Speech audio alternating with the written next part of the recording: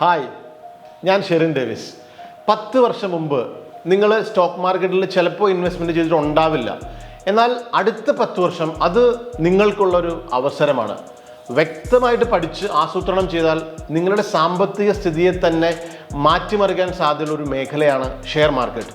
Welcome to our channel the money കോൺട്രറിയൻസ്.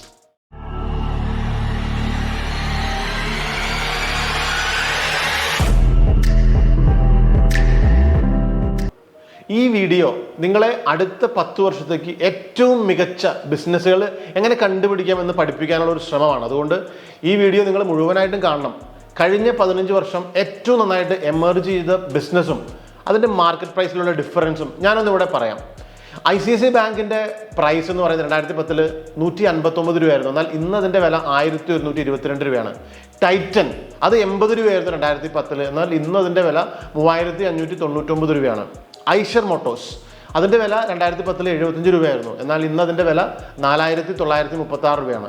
ജൂബിലൻ food works അതിൻ്റെ 2010 വില എന്ന് പറയുന്നത് 24 രൂപയായിരുന്നു. ഇന്ന് അതിൻ്റെ വില 550 രൂപയാണ്. അതുപോലെ പേജ് ഇൻഡസ്ട്രീസ് അതിൻ്റെ 2010 വില 470 രൂപയായിരുന്നു. ഇന്ന് അതിൻ്റെ വില 38,444 രൂപയാണ്. ഇതിവിടെ സൂചിപ്പിക്കാൻ കാരണം 15 വർഷം മുമ്പ് അന്ന് ഈ ബിസിനസ്സുകളുടെയൊക്കെ സാധ്യത മനസ്സിലാക്കിയവർ അതിൽ ഇൻവെസ്റ്റ് ചെയ്തു. ഇന്ന് അവർ ഒരുപാട് വെൽത്ത് അതിലൂടെ ക്രിയേറ്റ് ചെയ്യുകയും ചെയ്തു. നിങ്ങൾ ഇന്ന് ചെയ്യേണ്ടതും ഇത് തന്നെയാണ്. അടുത്ത 10 വർഷം ഏറ്റവും നന്നായിട്ട് എമർജ് ചെയ്യാൻ പോകുന്ന ബിസിനസ്സുകൾ ഐഡൻറ്റിഫൈ ചെയ്യുക. ഒരു ഷെയർ പ്രൈസ് എന്ന് പറഞ്ഞാൽ എന്താണ്? ഒരു ഷെയർ പ്രൈസ് എന്ന് പറഞ്ഞാൽ അതിൻ്റെ പുറകിൽ ഒരു ബിസിനസ് ഉണ്ടെന്നും ഒരു കമ്പനി ഉണ്ടെന്നും ആ ബിസിനസ്സിന് ഒരു പ്രോഡക്റ്റും സർവീസും ഉണ്ടെന്നും നമ്മൾ മനസ്സിലാക്കണം. എന്നിട്ടാണ് നമ്മൾ അതിനെ അനലൈസ് ചെയ്യേണ്ടത്. അടുത്ത 10 വർഷം ഉണ്ടാകാൻ പോകുന്ന ഓപ്പർച്യൂണിറ്റി എന്താണ്? അതിനുശേഷം ആ ബിസിനസ്സിൽ ഉണ്ടാകാൻ പോകുന്ന ഒരു സ്കെയിലബിലിറ്റി അത് എന്താണ്? ഇത് നമ്മൾ അനലൈസ് ചെയ്യണം. കഴിഞ്ഞ 15 വർഷത്തിലെ കുറച്ച് ഉദാഹരണങ്ങൾ നമുക്കൊന്ന് പരിശോധിക്കാം. ആദ്യം ICICI ബാങ്ക്. 15 വർഷം മുമ്പ് ഈ ബാങ്കിന് നമ്മുടെ സമ്പദ് വ്യവസ്ഥയിലും ഓരോ വ്യക്തിയുടെ ജീവിതത്തിലും ഇത്രയും റിലേഷൻഷിപ്പ് ഉണ്ടാകുമെന്ന് നമ്മൾ കരുതിയിട്ടുണ്ടായിരുന്നോ? പണ്ട് ബാങ്ക് എന്നത് ഒരു SBI അക്കൗണ്ടും ഒരു ലോൺ അക്കൗണ്ടും ഡെപ്പോസിറ്റും മാത്രമായിരുന്നെങ്കിൽ ഇന്ന് നമ്മൾ ബാങ്കിൽ നിന്ന് എടുക്കുന്ന സേവനങ്ങൾ എന്തൊക്കെയാണെന്നും അതിൻ്റെ ഗ്രോത്തും ഒന്ന് പരിശോധിക്കുക. ബാങ്കിൻ്റെ സേവനങ്ങളിലുണ്ടായ ഈ വളർച്ചയാണ് ആ സ്റ്റോക്കിൻ്റെ പ്രൈസ് കൂടാനുള്ള കാരണം.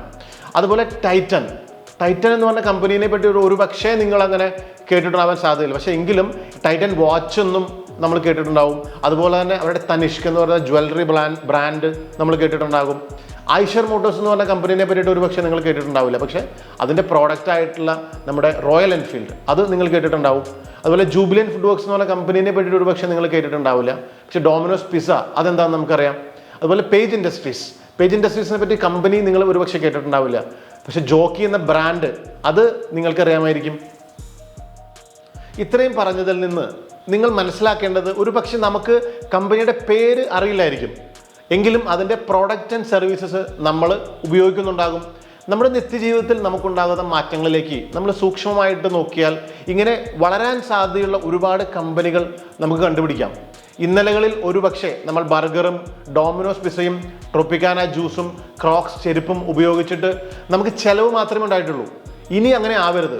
ഈ ചോറും ചപ്പാത്തിയും ഇഡ്ഡലിയും തിന്നിരുന്ന നമ്മൾ ബർഗറും പിസയൊക്കെ കഴിക്കാൻ ആ ഓപ്പർച്യൂണിറ്റിയാണ് അടുത്ത 10 വർഷത്തെ ഏറ്റവും എമർജിങ് ആയിട്ടുള്ള ബിസിനസ്സുകൾ.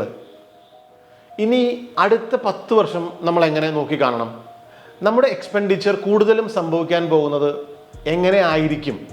ഉദാഹരണത്തിന് നമ്മൾ ഇന്ന് നിലവിൽ ഉപയോഗിച്ചുകൊണ്ടിരിക്കുന്ന പെട്രോൾ ഡീസൽ കാറുകളിൽ നിന്ന് നമ്മൾ ഇലക്ട്രിക് കാറിലേക്കും നമ്മൾ മാറിക്കൊണ്ടിരിക്കുകയാണ്. അതുപോലെ പെട്രോൾ പമ്പുകളിൽ നിന്ന് നമ്മൾ ഇലക്ട്രിക് ചാർജിങ് സ്റ്റേഷനിലേക്ക് നമ്മൾ മാറിക്കൊണ്ടിരിക്കുന്നു.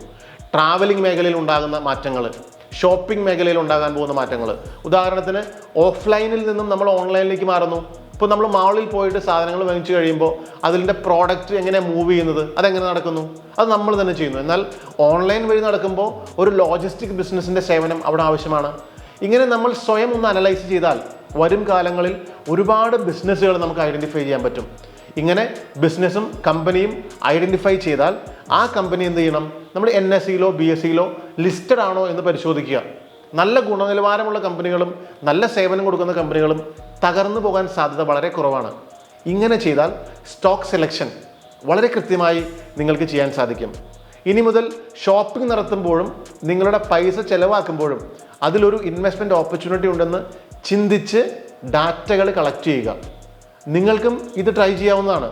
പിന്നെ ഒരു സ്റ്റോക്കിൽ മാത്രം പണം ഇൻവെസ്റ്റ് ചെയ്യാതെ ഡൈവേഴ്സിഫൈ ചെയ്തും മറ്റു പഠനങ്ങളും കൃത്യമായിട്ട് നടത്തി മാത്രം കൂടുതൽ പണം നിങ്ങൾ ഇൻവെസ്റ്റ് ചെയ്യുക. കാരണം ഈ രീതിയിൽ ഇൻവെസ്റ്റ് ചെയ്തവരാണ് കഴിഞ്ഞ കാലങ്ങളിൽ പണം നിക്ഷേപിച്ചതും ലാഭം ഉണ്ടാക്കിയിട്ടുള്ളവരും. We all can become stock market winners because we are here to create investment winners. Thank you.